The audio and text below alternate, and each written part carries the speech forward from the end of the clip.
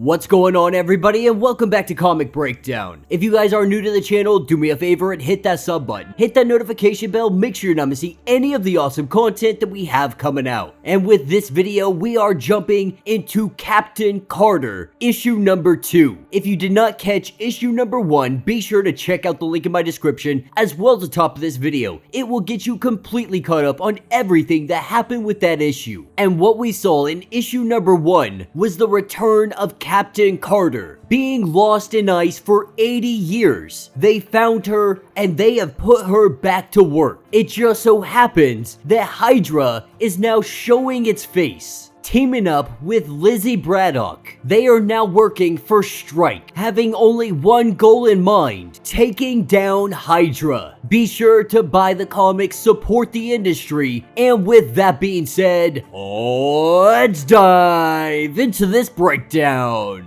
Alright gang, so as we dive into this issue, at this point Captain Carter is all over the news. It has been 5 weeks, and every single week there are new Hydra guys showing up and causing mayhem somewhere in this city, as they wield very powerful energy weapons. Peggy is a little bit confused. She believed that they had destroyed all Hydra weapons, and so now seeing them here, she has to wonder, how is this possible? But her and Braddock together, they take these guys down and they head in. As they interrogate these individuals, of course the only thing they say is "Hail Hydra." At this point, they have no idea what they want, what they are up to, or who is even in charge of them. As Liz and Peggy are having a discussion about how they're no longer attached to S.H.I.E.L.D., really just talking about the bureaucracy that is infected with everything going on between S.H.I.E.L.D. and S.T.R.I.K.E. This is when they get a hit. They're getting some intel that there is a shipment coming in of Hydra technology. When Captain Carter goes to ask where this source is, where this source came from, how did you come upon this intel, the chief refuses to give them any information. And this is making Captain Carter begin to question things. As they make their way down to the dock, this is where they see the weapon exchange about to go down. Seeing the infamous S.T.R.I.K.E, all of the S.T.R.I.K.E agents, they move in, busting everyone, bringing them down. S.T.R.I.K.E tries to make his escape, only for Captain Carter to head him off. Using her shield, she is easily able to bring him down. With all of these thugs being arrested relatively quickly, what they hear are the cries of innocent people. An entire shipping container full of people, of immigrants that are fleeing the war. No idea what these refugees were doing here. They have to assume that this is some kind of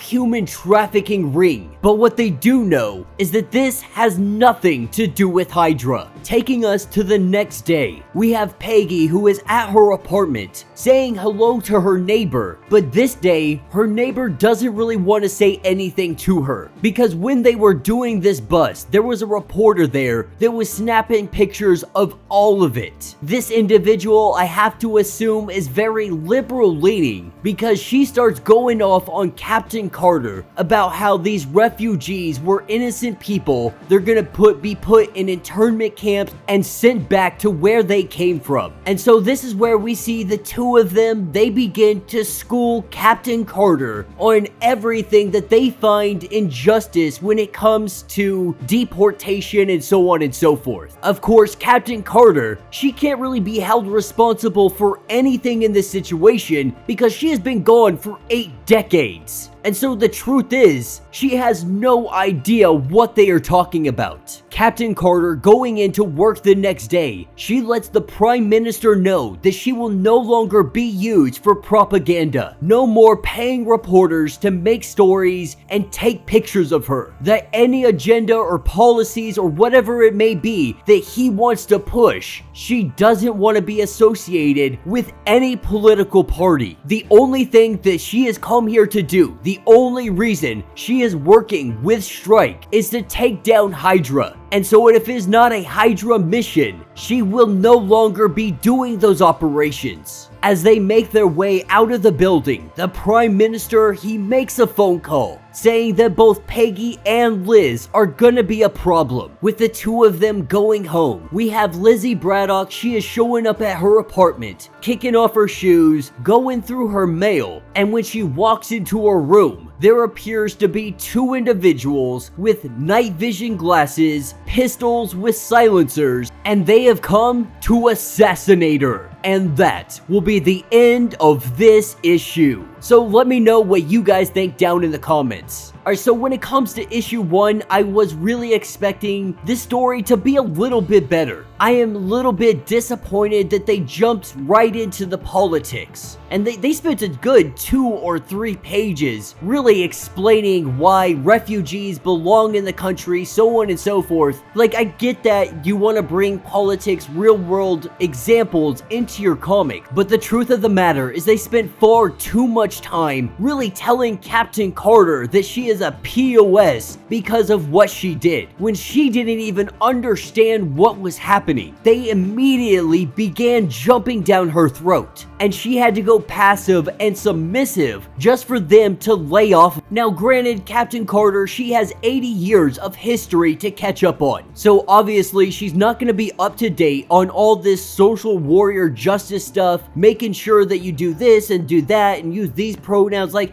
Captain Carter isn't gonna know any of that just ginormous gibberish. At the end of the day, her only objective is to help people, is to rescue them from the arms of those who would do them harm. She is not an individual that does policy. She is not a politician. She is not in parliament. And while she definitely has a voice, when it comes to Captain Carter, I believe that they're really barking up the wrong tree, because no matter what, she saved those people. And instead of looking at the positive aspect that these people will no longer be going into some human trafficking ring, they look at it as you're sending them back to the war-torn country that they came from. And to further that, this comic was really missing some kind of depth to it. The action was very short-lived, the dialogue was very just boring and very typical, but it wasn't really moving the plot forward. It was just more of meaningless conversations that weren't even necessary to the story. And they might be necessary later on, but by the dialogue, it really didn't seem so. Needless to say that I am severely disappointed with this issue, and I really hope that the next one is going to be better than this. Because if it's not, we're going to have to start contemplating if we're going to even carry this line on. With it only being 5 issues, you only got so much time to tell your story. But yeah, let me know your thoughts, let me know your theories. If you would like to support the channel, you can always do so by hitting that super thanks button. This button will let you donate directly to the channel, and every little bit helps us out. If you can't do that, do me a favor, subscribe to the channel, hit that notification bell, like this video, and until the next breakdown.